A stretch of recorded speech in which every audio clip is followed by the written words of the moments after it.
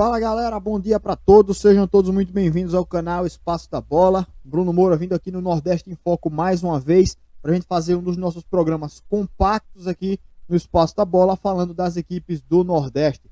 De primeira, eu já quero agradecer a presença de vocês, né? Já convidar quem for chegando aí a já deixar o like aqui no nosso vídeo, e se não for inscrito ainda no nosso canal, se inscreve aqui para dar uma forcinha pra gente, né? Vamos também fazer a propaganda da nossa live, que hoje já teve live, né? Todos os dias às 9 da manhã, né? Todos os dias que tem live, né? Segunda, quarta e quinta, né? A gente tá fazendo live às 9 da manhã e você vê o nosso conteúdo de maneira mais abrangente nas nossas lives, conversando com vocês sobre os times do Nordeste, certo? Aqui vamos tentar fazer alguns comentários um pouco mais concisos, um pouco mais rápidos também, né? Pra gente não se estender tanto assim em relação ao tamanho do vídeo, né? Então vamos começar falando dos jogos de sábado, né, desse final de semana, porque sexta não teve jogo de Nordestino, né? A gente teve então no sábado um empate entre Cruzeiro e Sampaio Corrêa. Eu achava até que o Sampaio tinha superioridade nesse jogo, né? O Sampaio vinha numa sequência de 3 vitórias consecutivas e empatou essa partida aí com o Cruzeiro. Abriu o placar, mas sofreu um empate. É interessante ver também o quanto o Cruzeiro empata, né? Um time que eu tava olhando aqui na live e fiz até essa conta aqui, né? O Cruzeiro nos últimos 12 jogos tem apenas uma vitória, 8 empates e 3 derrotas. Então o Cruzeiro é um time que não está encaixando realmente, né? Um time que até deu certo indício de que ia dar uma escapada ali, mas realmente é um time que vacila demais, o Cruzeiro. E o Sampaio Corrêa, na minha opinião, poderia até ter vencido essa partida, né? Não acompanhei o jogo, mas eu acho que pela qualidade do time poderia ter vencido. Mas 1-1 também pontuou fora de casa, né? Então o Sampaio aí se mantém até no G4 com esse resultado. O CSA atropelou a equipe do Coritiba e 3-0 foi pouco, viu? O CSA jogou muito melhor do que o Coritiba durante toda a partida, né? E era algo que eu falava antes do jogo. Se o CSA entrar em campo e for o dia do CSA realmente, né? E não for o dia do Coritiba, o CSA tem chance de vencer. O Coritiba vinha para Maceió com favoritismo, só que o time do CSA também fazia algumas boas partidas e se conseguisse jogar bem, poderia ter a oportunidade de vencer, como venceu bem e aliás, né, perdeu muito gol, desperdiçou muita chance. Isso mostra que o De La Torre, que é o principal centroavante do CSA, hoje não está numa fase técnica muito boa. Apesar de ele ter jogado bem, destoou negativamente da equipe porque desperdiçou alguns gols, né, desperdiçou algumas oportunidades o De La Torre. Então fica também essa crítica aí ao setor ofensivo do CSA, a falta de um centroavante. 3-0 foi pouco, era para ter sido pelo menos uns 5. Ponte Preta 4, Confiança 2, e vou comentar esse jogo aí junto com Avaí 2, Náutico 0. Por quê? Algumas rodadas atrás a gente viu o Confiança enfiando 4-0 na equipe do Náutico. E aí o que é que eu dizia aqui no canal? Eu dizia, poxa, o Confiança com esse resultado aí, né, até escapa da zona de rebaixamento, foge um pouquinho lá e tomara que não seja um ponto fora da curva do Confiança. Tomara que seja um momento de mudança de chave aí, né? De mudança de confiança até na própria equipe para poder conquistar mais resultados. Tomara que não seja um ponto fora da curva do Confiança, mas tomara que seja um ponto fora da curva do Náutico. E parece que é exatamente o inverso. Pelos resultados recentes aí do Confiança, perdeu para o CSA, perdeu para a Ponte Preta. Parece que realmente aquele jogo contra o Náutico foi o ponto fora da curva do Confiança. E o inverso não se aplicou ao Náutico, né? Que aquele jogo ali não foi um ponto fora da curva para o Náutico, né? Seguiu aí em debandada, o Náutico tá caindo de rendimento demais, não sei o que é que tá acontecendo. Claro, assim, a gente sabe que teve desfalque, a gente sabe que teve algumas mudanças, e eu acho que o principal da equipe do Náutico é o baque, né? De tipo, só tinha uma derrota em toda a temporada, tava invicto a 14 jogos no Campeonato Brasileiro, aí perde pro Coritiba, né? E aí já fica apreensivo. Joga com o Confiança e faz aquele resultado ridículo, né? Aquele 4-0 para o Confiança, aí o baque aumenta. E aí já tem mais 2 derrotas consecutivas do Náutico, vem de 4 derrotas seguidas, sai do G4 e agora a confiança do time, ladeira abaixo, né? Em queda livre realmente na tabela de classificação, o time do Náutico, infelizmente, né? O time que vinha muito bem, vinha empolgando e agora já são 4 derrotas consecutivas, 5 jogos sem vencer, né? E pior ainda, 3 jogos sem marcar gol, né? Não, só fez um gol contra o Coritiba ali, não marcou contra a Confiança, nem contra Sampaio, nem contra Avaí. Então realmente uma fase muito ruim da equipe do Náutico, né? E aí, passando já para os jogos desse domingo, galera, a gente teve pela Série A derrota do Ceará para o Corinthians. E assim, eu falei, o Corinthians está se reforçando muito bem e o Ceará precisa aproveitar o momento que o Corinthians ainda está se encontrando, né, com essa nova formação, com esses novos jogadores. Só que já teve aí o Juliano jogando, já teve a entrada aí do Renato Augusto. Então o Corinthians ele tá mudando um pouco essa fase deles, né? E assim, o time que se credencia a evoluir mais na competição, o Ceará não conseguiu aproveitar realmente fora de casa, né? Esse momento ainda de remontagem do Corinthians e acabou perdendo 3-1. O Sport perdeu para o Flamengo e aí não é nenhum resultado absurdo, né, gente? O Sport, infelizmente, não tem time, eu acho, para bater de frente com a equipe do Corinthians, do Flamengo. O Flamengo é uma equipe superior e venceu essa partida aí. Triste foi a derrota do Vitória contra o Atlético Goianiense, né? Sofreu a virada ali, fez o primeiro gol, acabou perdendo o jogo em casa, então fiquei realmente mal com esse resultado aí do Bahia. Mas infelizmente, eu não pude acompanhar, exatamente porque no mesmo horário teve Fortaleza e Santos. E aí foi um jogo que o Fortaleza sai triste com o resultado, abriu o placar e logo na sequência sofreu um empate. Só que no segundo tempo teve 2 gols anulados aí pelo VAR, um por toque de mão, né, e outro por impedimento.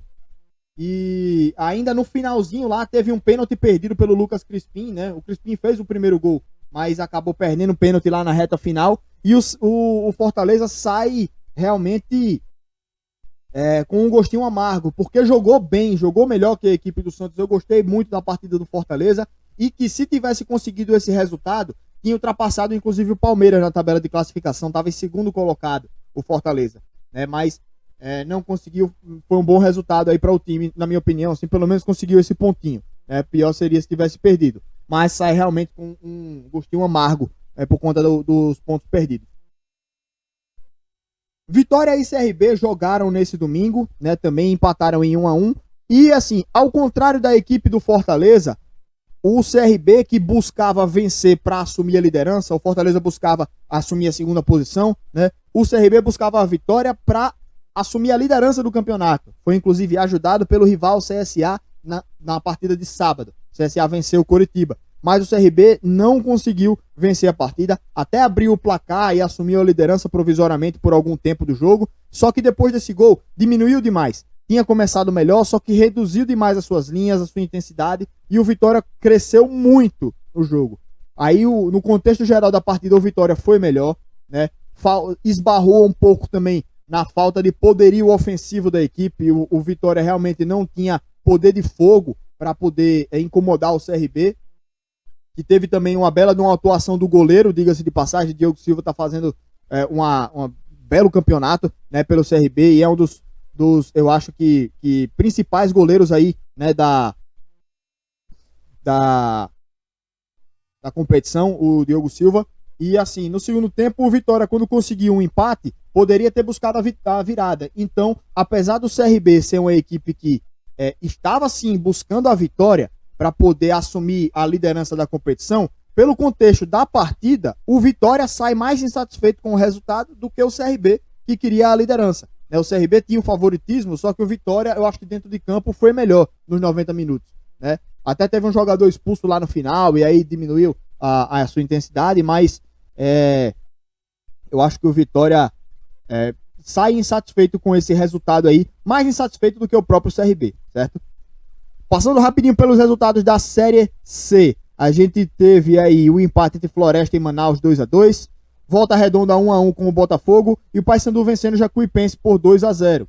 No domingo, pela Série C, a gente teve empate entre Altos e Tombense 0-0 e empate entre Santa Cruz e Ferroviário 0-0. Santa Cruz tinha vencido a primeira partida, teve a primeira vitória, né, do campeonato na última rodada, mas não conseguiu manter a mesma pegada aí, né? E abrindo agora a tabela de classificação, a gente tem o Botafogo líder com 20 pontos, Paysandu 19, Manaus 18, Tombense 18, Volta Redonda 18 e Ferroviário 18. E aí, como eu falei, né, esses times aí já estão se separando um pouco daquela galera de baixo. O Altos vem em sétimo com 14 pontos, Floresta 12, Jacuipense 10 e o Santa Cruz já vem com 7 pontitos aí, viu? Santa Cruz tava com 3 ali, né? Aí venceu um jogo, empatou outro, agora tá com 7 pontos. 5 pontos de diferença, então Santa Cruz aí meio que ainda tem uma leve esperança de se recuperar. Vamos ver na sequência, né? Passando pela tabela de classificação da Série B, como é que estão os nordestinos? CRB em segundo colocado, não conseguiu assumir a liderança, tá com 32, o líder é o Coritiba com 33. Sampaio Correia vem no G4 com 30 e o Náutico vem na sexta posição com os mesmos 30 pontos aí, né, da equipe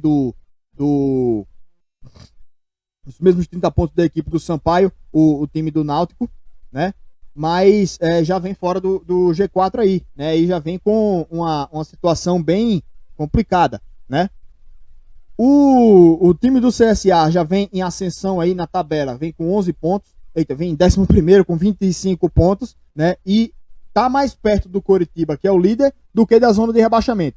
Com 25 pontos, o CSA tá a 8 pontos do líder.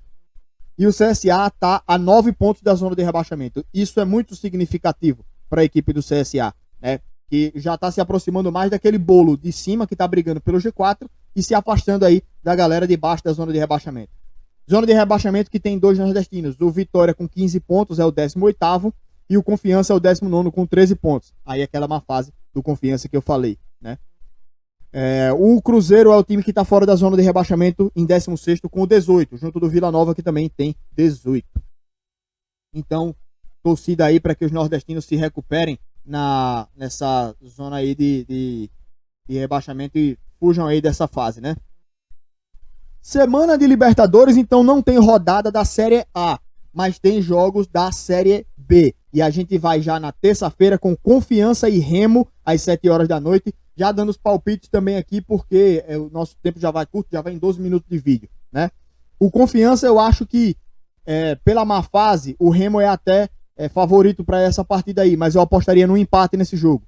Náutico e Cruzeiro, pela má fase das duas equipes, o Cruzeiro é um time que empata muito, não vem bem, mas o Náutico vem em uma decadência muito grande. Eu apostaria no empate nesse jogo, só que eu acho que o Náutico, por qualidade, leva a superioridade nesse confronto, mas eu iria de empate também.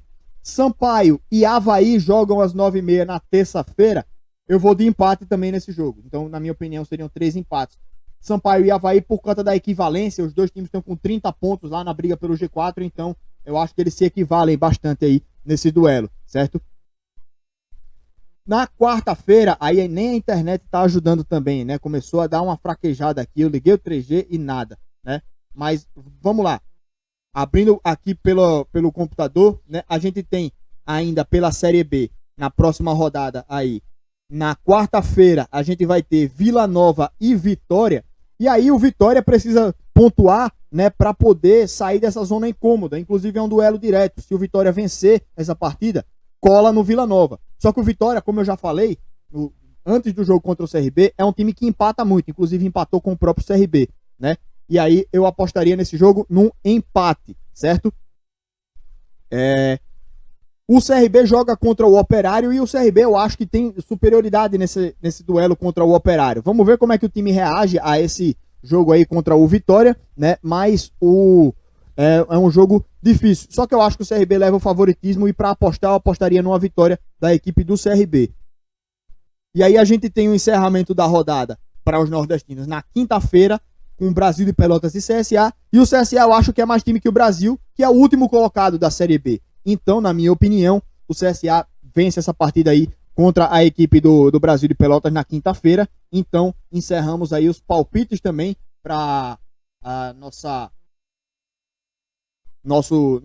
semana, né? E na sexta-feira a gente volta com mais Nordeste em Foco. E aí eu convido já vocês a acompanhar nossas lives, que a gente tem segunda, quarta e quinta, um espaço mais amplo para a gente debater sobre as partidas aí dos times, né, sobre os detalhes aí das equipes, tá?